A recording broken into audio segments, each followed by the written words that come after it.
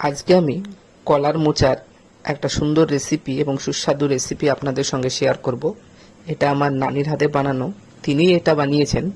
প্রথমে আমরা কলার মোচা থেকে খুলে নেওয়া ফুলগুলো, যে একটা মোটা দণ্ড এবং সাদা একটা পর্দা থাকে, সেটা আমরা খুলে নেব। এবং এটা খুলে নেওয়ার পর আমরা এটাকে ছোট ছোট করে কেটে নেব।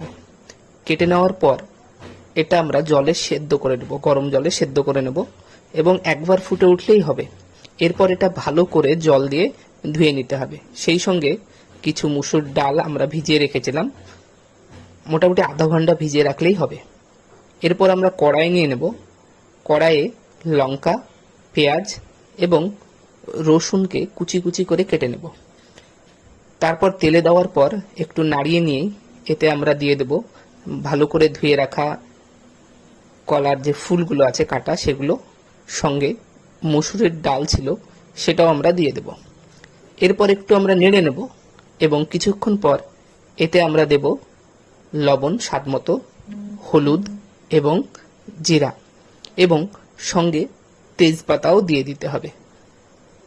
এবং তেজপাতাটা আমার এখানে মনে ছিল না, তাই একটু পরে দেওয়া হয়েছে।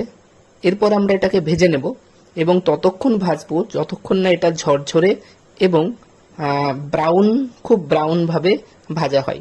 এটা বোঝাই যাবে এবং এটা খুব ঝরঝরে এবং অল্প সময়ের মধ্যে কিন্তু এই রেসিপিটা বানানো যায় এবং খেতেও খুব সুস্বাদু এবং স্বাস্থ্যকর। রেসিপিটা ভালো লাগলে অবশ্যই শেয়ার করবেন।